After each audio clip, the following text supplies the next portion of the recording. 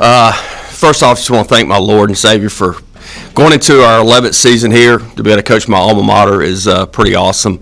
I appreciate you guys, the media, covering our baseball team. I know I'm not always the easiest to work with, but it's all in good fun, as Igo knows and Bailey knows and other guys. So, but I appreciate you guys supporting our program and just covering it. A lot of newness in our program this year. I got 4 new staff members, new ops guy, Eddie Losner, who played here back in the day before me. He's older than I am, and then was our ops guy under Coach LeClaire.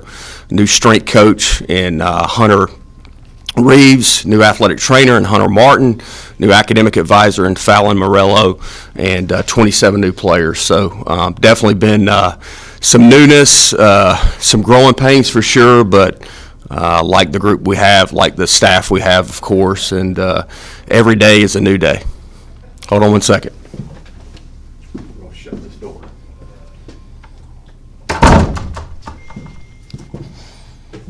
Sorry about that. But I'll open up for questions. Coach, with that newness, have you had to, instill new patience with yourself? How's that process going? Probably certain days I've utilized patience, certain days I probably haven't. But definitely our coaches have done a really good job just coaching these guys every single day. And it's definitely, made us better as coaches because we've had to probably look back and teach things that we haven't had to teach in the past at this stage. And that's okay. That's why we're called coaches. And the thing that I have a ton of confidence is the staff that we have coach our players the right way, are super knowledgeable about baseball, and will get our guys where they need to be. As you went through the fall, what was that process kind of like as a coaching staff? How much of it is you guys having to do it versus having the players, have that commitment themselves? Well, we had to do a lot of it, but you also have some returners that are key players, but key leaders in our program with Riley Johnson, Jake Hunter, Dixon Williams, Ethan Norby, Jaden Winter, and other guys that obviously they've been here. They've seen us do things the right way for a long time. They've seen us win a lot of baseball games.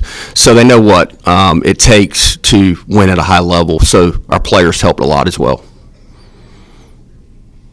How is Riley coming along health-wise at the shoulders? Yeah, Riley's good. We're protecting him a little bit. We didn't let him play in the outfield this weekend. He might play some outfield next weekend, but he'll definitely play in the outfield the last weekend of scrimmages heading into the season. But he's great, and it's just great to see him back out there. He hit this weekend, and just seeing him move around was awesome.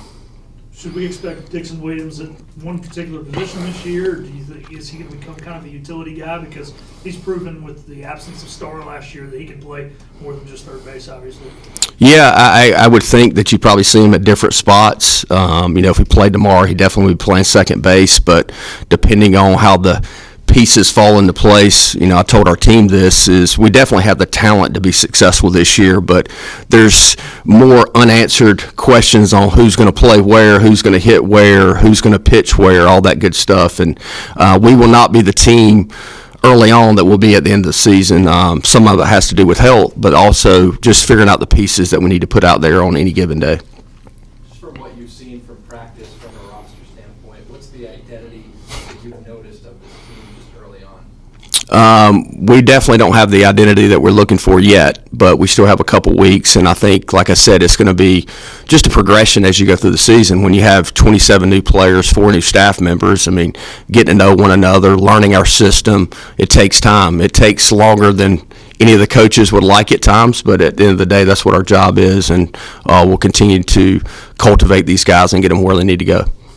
I've seen a lot of coaches step down in college athletics that are veterans, legends, because of the changes quite a bit. So how have you remained kind of motivated and into it and not just get completely fed up with the way things have gone in college athletics? The Riley Johnsons of the world, our staff, I get emotional because that's what keeps me here. But for me sitting here and say I like what's going on in college athletics, I'd be lying to you. So this place means a lot. But, yeah, I'm not done yet. Not done yet, but, when Tony Bennett retired, that really hit home to me because I think that guy's a class act, and I don't know him. A lot of people can talk the talk, but I believe that guy walked the walk, and he did it the right way. And I just respect him from afar, being a basketball guy. But I think you're going to see more of that because there's more things that the coaches have to deal with today than they ever have. And I don't care how much money you make, it wears on you. And I don't envy anybody who's coaching at a high level in college athletics today. And if you're on the outside looking in and you want to throw stones, hey, come live in our shoes for a little bit. I can tell you that because it's a lot different. But we still have the right people in our organization, and as long as we can keep doing that, then I'm going to keep on being the head coach here. Speaking to the portal, obviously you bring in guys like, Boucher, obviously some pitchers. I mean, how do you feel like those guys are kind of acclimating and becoming part of this program? I've really enjoyed the portal guys specifically. I've said this a lot publicly. I prayed about bringing the right people in, not the most talented. We have guys that are in that locker room that could have went to other places and got more NIL money. I want everybody to know this. None of our guys are getting rich here. We tried to cover the expenses of the guys that came from the portal. So if they were on 50% scholarship, we tried to cover up the rest of the cost to just get our foot in the door. But we don't pay players to come to East Carolina. We just try to make them be on a full ride, which, the rules are going to change, I guess, depending on what the ruling is on April 7th by this judge who has a lot of weight on their shoulders to make that decision. But the guys have really meshed well with our culture, and a couple of them specifically, I've just been really pleased with how much they came here. They want to win. They want to develop, whether they're a pitcher or a position player, and that's been cool to be a part of. Speaking on the newbies and getting so many new players in, it's a different process for you. Have you changed your approach on the team building? How's the offseason been, getting these guys together? I wouldn't say we've changed our approach. We've probably had to be more patient at times with guys, for sure. And I think we've had to be more of an encouraging coach than maybe in the past, because these guys, sometimes their confidence kind of goes with however strong the wind's blowing. The comparison game's real, especially this day and age of just a ton of social media. They look up at what somebody else is doing and think they should be able to do that today. The days of having walk-ons come in like a Joey Barini and a Justin Wilcoxon and developing under our coaching staff and, earning their time. I hope there's still a guy or two that will be able to do that in our program, but just the way the world pushes you, they want to go somewhere else so they can get playing time, immediately. So, but I don't think we have changed a whole lot. I mean, look, the foundation of what our culture is will never change as long as I'm the head coach here. Coach, speaking on some of the newness, there's been multiple freshmen that came out in the camo DOD shirt, represent their defense. I seen it yesterday on Brady Burris, a guy from Snow Hill. Just tell me how it's been to bring in some of those freshman class. Yeah, the freshmen, they're definitely talented for sure. And we'll have some guys that will definitely be in the opening day lineup that are freshmen. I mean, you look at a guy like Braxton Trammell, who's a switch hitter. He could play third base, could play left field, was voted by his teammates the hardest working position player on the team. I mean, as a freshman. Sean Jenkins, who I know all you guys have heard about, was voted the hardest working pitcher on the pitching staff by his teammates. I think that's pretty special when you got a group of freshmen like that. Alex Peltier, an outfielder. He's played really well. He's a freshman, can run, has a great arm. There's some other guys that I'm missing right now that are freshmen as well. Austin Irby, who, if we played tomorrow, would definitely be hitting in our lineup somewhere, can play first base. And I would say those guys are mature beyond their years because we pushed them and we hardened them in the fall. And I've told them, don't listen to the outside world. It doesn't matter that you're freshmen. Like, we've trained you to be hardened and you're fine and you're talented enough to have success this year, even though the game's a little bit older. Speaking of Sean Jenkins, just how unique is it having a guy like him so young coming in here, and what's the potential for him in year one with how good he is? Well, first time we've ever had somebody graduate early. Sean is a special talent, of course. Coach Palumbo, Coach Knight, brought it to my attention early in the spring and said, what do you think about it? I said, well, present it to their family and see what happens. And thank God Sean wanted to be a part of our program this year and not wait, because if he'd have waited, we wouldn't have seen him. He'd be in professional baseball. But a guy that I've never been around a 17-year-old. Like, take away the talent, the maturity, the work ethic, the want to win, the want to be a great teammate. I told Trey Savage, I mean, he's kind of like Trey Savage mentality as a junior. Yeah, he's 17, but he doesn't act like he's 17. I mean, that's just the number that the age says on his date of birth, but the guy doesn't act like that. And when he goes out there and competes, it doesn't matter if Dixon Williams is in the box or some other guy. I mean, he's going out there and giving his best stuff, so we're definitely excited about him being a part of our program.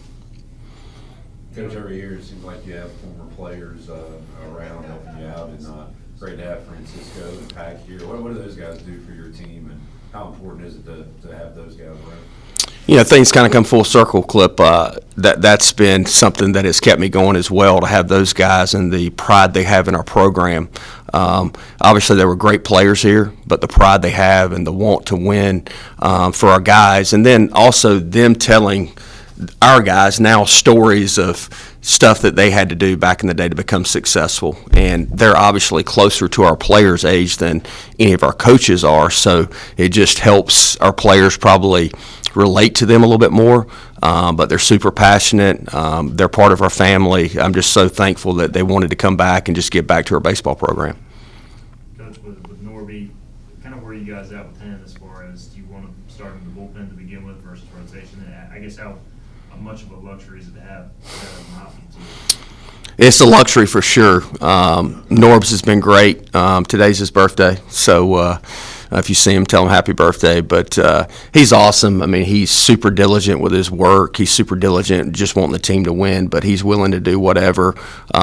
Probably to start with, you're going to see him out of the bullpen. He's going to be, we don't necessarily have a closer, but the guy that comes into a jam and is going to get us out of a jam, and his stuff's been really good. And AK's worked with him a whole lot, developing a change-up and just being able to get right-handed hitters out at a little higher clip than he did last year. I mean, he was always dominant against lefties, but now, I mean, he could be a Friday night starter, but I just appreciate his selflessness of wanting to be in the bullpen to have some experience so we can use him as a swing guy. And that's not to say that he won't start at some point in time. Obviously, you lose J-Dub behind the plate. Just a guy who's been here for 5 years. How has Walker Barron kind of grown over this offseason to jump into that role potentially? Yeah, Walker's come a long way. I mean, last year, when we recruited him, we thought he would be a really good defender and probably take some time with the offensive side of the ball. Last year, he was a better offensive player than he was a defender, which that's all we needed him to be because we had J-Dub and Ryan McChrystal. He's worked really hard on his defense with Coach Lartigue. He's worked hard on his offensive game as well. He looks like a guy that can go back there every single day and be a high-end catcher for sure. So we need to keep him healthy. We need for him to stay on top of his body care, which I've talked to him a whole lot because he's going to take on a big workload for us this year behind the plate for sure. Cliff, you look more relaxed. I've been around here a long time, and I'm watching you. You just look, you've had a lot going on in your personal life over the last few months. You just look a little more relaxed. Am I misreading that? Is that correct, or am I completely off base? Well, I'll give a shout out to Bree. So, there's some things more important than winning a baseball game, and sometimes it takes you longer to figure that out than you want to. But I don't know, internally, you still put that internal pressure on yourself because we've been so successful here consistently, and I think a lot of people have taken for granted what we've done here.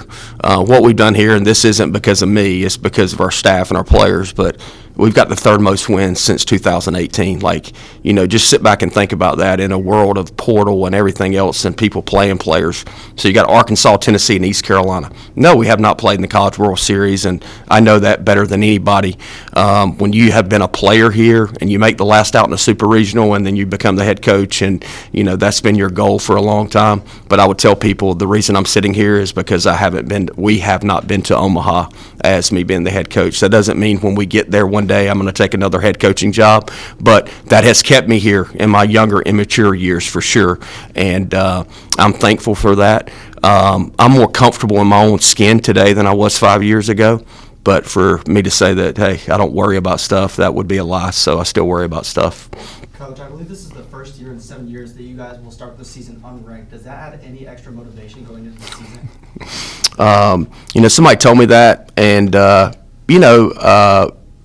me being the competitor, we've put together pretty good bodies of work for the past 7 years, like you said, and a little bit lack of respect, maybe, I don't know, but our players need to go out there and do the job. If they do the job, then it's not how you start, it's how you finish, and we've always said that. And there's been times when in 17, I think we were 7th in the country preseason, and we finished dead last in the conference. So you can look at it however you want to, but it definitely motivates me, and I'm sure it motivates some of our players as well. So in asking this question, I'm not asking about the bat, I'm not asking about the first baseman, I'm asking about the human being, Carter Cunningham. You're having to replace him as a leader on this team.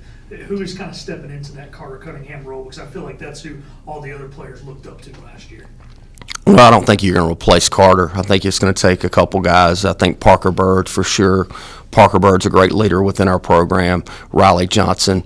The pride that those guys, and Parker's obviously been through a traumatic event, but the pride he has in East Carolina baseball. Riley Johnson, the fifth-year guy, the pride that he has. And I'm just talking about the position player side because you talked about Carter, but those guys for sure. And then you've got guys like Boucher, who's a first-year player. I mean, the guys from Greenville, like, he has a lot of pride in ECU, even though he's been here for like 6 months. Dixon Williams as well. So there's definitely guys out there that care a lot, and when you have that, then when you have issues, man, they're going to figure it out, and I have a lot of confidence. Any rule changes you know of, or added emphasis from umpires this year? Anything you know about going into the season? Well, I'll let AK talk about the pitching side of things because he's super excited about some of that stuff, them checking for foreign substance and stuff. It's just, to be honest with you, I feel bad for umpires because they have so much on their plate now with the 20-second clock, new base, got to check for foreign substances. We had a scrimmage yesterday, and, Wilson Rayner's like, hey, can I just practice doing that because I've never done that before? And we're like, yeah, for sure. So it's just a lot of newness, and I know they're trying to make the game better.